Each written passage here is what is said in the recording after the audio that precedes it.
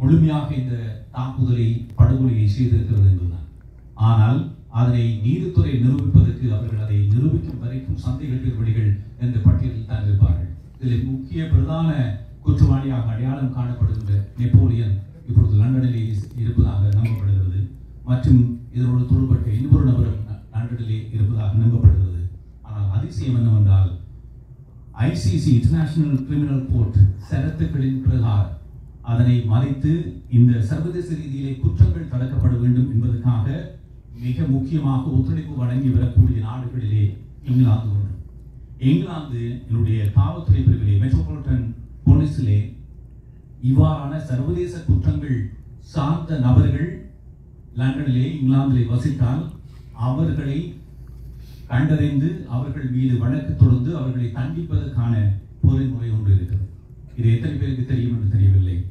ஆனால் இதில் யார் நாங்கள் இந்த நபர்கள் இங்கிலாந்தில் இருக்கிறார்கள் என்று நம்பப்பட்ட போதிலும் கூட இந்த வழக்கோடு தொடர்புபட்டவர்கள் அல்லது இலங்கையில் குற்றச்செயல்களிலே தொடர்புபட்டவர்கள் இருவர் 2000 ஆண்டை குறிப்பிட மறந்துவிட்டேன். 2-3 ஆண்டுகளுக்கு முன்னர் கைது செய்யப்பட்டு பிணையிலே விடுதலை செய்யப்பட்டிருக்கிறார்கள். இந்த இவ்வாறான கைதுகள் இடம்பெறுகின்ற பொழுது இந்த மெட்ரோபாலிட்டன் காவல்துறை பெயர்களை வெளியிடுவதில்லை. ஆனால் நான் படித்த வரைக்கும் அந்த 2 குற்றவாளிகளும் ஏற்கனவே கைது செய்யப்பட்டு விடுதலை செய்யப்பட்டிருக்கிறார்கள் என்பது என்னுடைய கணிப்பாக இருக்கிறது. ஆனால் விசாரணைகளை முன்கொண்டு செல்வதற்கு அந்த ஆதாரங்களை உறுதிப்படுத்துவதற்கு பூரண ஒத்துழைப்பை இலங்கை அரச இயந்திரம் வழங்கவில்லை. மற்றது இந்த கொலை தொடர்பாக தெரிந்தவர்கள் அறிந்தவர்கள் என்று இருக்கக்கூடியவர்கள் பூரணமான தகவல்களை இந்த மெட்ரோபாலிட்டன் காவல்துறை தொடர்பு கொண்டு நீங்கள் வழங்கிக் கொள்ள முடியும். அதனால் தான் இந்த குடும்பத்தார்கள் சொல்லுகிறேன், அவரோட ஊடக நண்பர்களாக இருந்தவர்கள் யாராக இருந்தாலும் இங்கிலாந்தில் இருக்கக்கூடிய மெட்ரோபாலிட்டன் போலீசிடம் இந்த ஃபைல் ஓப்பனாக இருக்கிறது. அதிலே நெப்போலியன் என்ற குற்றவாளி நிமல்ராஜன் அவர்களோடு தொடர்புபட்டவர் என்று கணிப்பிடப்படுகிறது. அவர்தான் அங்கே இருக்கலாம் என்று நம்பப்படுகிறது. அவர் பேர் வேறு பேரில் இருக்கலாம் என்று சந்தேகிக்கப்படுகிறது. ஆனால் காவல்துறை இங்கிலாந்து காவல்துறை சொல்லுகின்ற வரைக்கும் அது எங்களுக்கு தெரியாது. ஆனால் மற்றவர் ஒரு 12 வயது சிறுமியை பாலியல் வன்புணர்வு செய்து கொலை செய்த ஒரு குற்றவாளி. இந்த ஆவணப்படுத்தல் என்பது நான் முன்னரே சொன்னது போல தரவுகள் ஊடாக நீதி பொறுமுறை எவ்வாறு மலினப்பட்டு போயிருக்கிறது, அது தமிழர்களுக்கான நீதியை வழங்காது என்பதை வெளிப்படையாக சொல்லியிருந்தாலும் அந்த 12 வயது சிறுமி வன்புணர்வு உட்படுத்தப்பட்டு கொலை செய்யப்பட்ட விவகாரம் உமாறு விசாரிக்கப்பட்டது என்று சொல்லப்படுகின்ற பொழுது அது அந்த மக்கள் எடுத்த முன்முயற்சியின் காரணமாக அவர்கள் சுயமாக முன்னெடுத்த விசாரணை நடவடிக்கைகள் காரணமாக குற்றவாளி அடையாளம் காணப்பட்டு அது தொடர்பான செய்திகள் பகிரங்கப்படுத்தப்பட்ட பின்னர் இந்த சம்பந்தப்பட்ட குற்றவாளிக்கு மரண தண்டனை விதிக்கப்படும். ஆனால் அதன் பின்னர் அந்த குற்றவாளிகள் தொடர்பாக பூரணமான ஒத்துழைப்புகள் இல்லை என்ற நிலையும் அதே நேரத்தில் சம்பந்தப்பட்ட தரப்புகளுக்கு விடுக்கப்பட்ட அச்சுறுத்தல் காரணமாகவும் அந்த சம்பந்தப்பட்ட குற்றவாளிகளுக்கான தண்டனை என்பது ஒரு கேள்விக்குறியாக இருக்கக்கூடிய நிலையிலே இதில் நாரந்தனை படுகொலை ஒரு விவகாரம் தொடர்பாக சொல்லப்படுகின்ற குற்றத்திலே இந்த சம்பந்தப்பட்ட இங்கிலாந்திலே கைது செய்யப்பட்ட குற்றவாளிக்கு மரண தண்டனை விதிக்கப்பட்டிருக்கிறது. அங்கேதான் ஒரு சிக்கலை வருகிறது. ICC சரத்துக்களை மதித்து இந்த விசாரணைகளை மேற்கொண்டிருந்தாலும் கூட இலங்கையிலே சந்தேகிக்கப்பட்டவர்கள் நீதிமன்றத்துக்கு வருகை தராமல் விசாரிக்கப்படுவதற்கான ஒரு பொறிமுறை இருக்கிறது.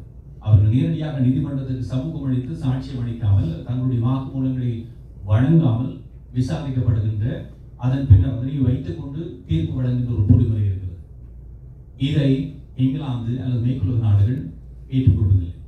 இன்னொன்று, இலங்கையிலே மரண தண்டனை விதிக்கப்பட்ட ஒரு குற்றவாளியை இங்கிலாந்தில் அடையாளம் கண்டாலும் அவரை திருப்பி அனுப்பினால் அவருக்கு மரண தண்டனை நிறைவேற்றப்படும் அபாயம் இருக்கிறது என்ற ஒற்றை காரணத்தால் அந்த குற்றவாளி இங்கிலாந்திலே தொடர்ந்து தங்குவது அவை இந்த முக்கோண அரசியல் என்று சொல்வார்களே, ஆனால் இது பல்கோண அரசியல். இந்த விடயங்களை வைத்துக் கொண்டுதான் நாங்கள் எவ்வாறு இந்த நீதியை வேண்டுகின்ற நாடுகின்ற செயற்பாடுகளிலே தொடர்ந்து பயணிக்கப் போகிறோம் என்ற ஒரு கேள்வி இருக்கிறது. இந்த படைப்பை உருவாக்குவதிலே பிபிசியுடைய முன்னாள் செய்தியாளர் ஊடகவியலாளர் பிரான்சிஸ் ஹரிசன் அவர்களுடைய பங்களிப்பு மிக காத்திரமாக அமைந்திருக்கிறது. அதைவிட நீங்கள் இப்பொழுது நீங்கள் பார்க்க போகின்ற பிபிசியுடைய சந்தேசியர்களுடைய தயாரிப்பாளராக இருக்கக்கூடிய சந்தன பீரிஸ் அவர்களுடைய பங்களிப்பும் காத்திரமானதாக இருக்கிறது. ஆனால் இந்த புத்தகத்தை யார் எழுதினார்கள், எவ்வாறு எழுதப்பட்டது என்ற விவரம் சொல்லவில்லை. ஒரு நல்ல விடயம் நடந்திருக்கிறது, அது வரவேற்கத்தக்கது என்றால் நாங்கள் பசியோடு இருக்கின்ற பொழுது ஒரு ரொட்டி துண்டு கிடைத்தாலே பெரிய ஒரு விடயம். ஆகவே இது நடந்த வரைக்கும் இதனை படைத்தவர்கள் அனைவருக்கும், இதற்கு பின்னால் இருந்து உழைத்தவர்கள் அனைவருக்கும் நன்றியை தெரிவித்துக் கொள்வோம்.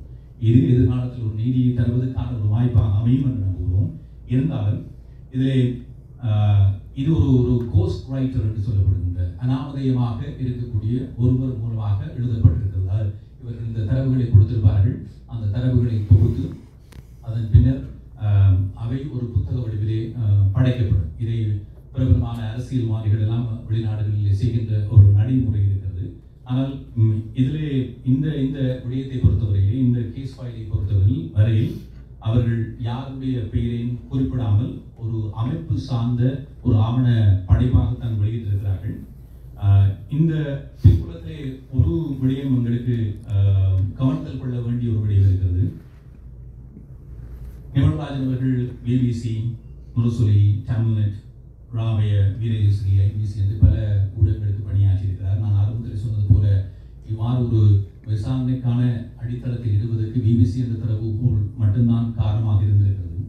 ஆனால் இந்த புத்தகத்தில் பல இடங்களிலும் செய்தி தொகுப்புக்கு அவர்கள் உதாரணம் காட்டி அந்த நினைப்புகளை வழங்கியிருக்கிறார்கள். அதில் பிரதானமானது தமிழ்நெட்டினுடைய செய்தி தொகுப்புகள். எங்களுக்கான காத்திரமான ஊடகங்கள் தேவை என்பதற்கான விடயத்தை புலப்படுத்துவதற்காக நான் சொல்கிறேன். மற்றது தமிழ் கார்டியனுடைய செய்திகளுடைய நினைப்புகளை அவர்கள் வழங்கியிருக்கிறார்கள். ஆனால் இந்த கொலைக்கு உட்பட்ட காலத்தில் இருந்து இயங்கி இருக்கக்கூடிய ஒரு ஊடக வரிசையிலே இந்த தரவுகளுக்கு இன்னமும் எங்கள் மத்தியிலே நாங்கள் தேடுகின்ற பொழுது செய்திகளை, அந்த காலத்து செய்திகளை நாங்கள் பார்க்கக்கூடிய, படிக்கக்கூடிய வகையில் இருக்கக்கூடிய இணைப்புகளாக அவர்கள் இதனை குறிப்பிட்டிருக்கிறார்கள். இன்னொன்று, இதுதான் இந்த ஆவணப்படுத்தலில் இருக்கக்கூடிய நன்மை. நாங்கள் ஒன்றை பேசிவிட்டு போகிறோம் என்று பேசுகின்றபடியும் பதிவு செய்யப்படவில்லை, அல்லது நாங்கள் பேசி சேர்ந்து கலைத்து விட்டு போகிறோம் என்றால் அது அப்படியே காலாவதியாகி போய்விடும். அது பேசுகின்ற விடயம் காலாவதியாகும். ஆனால்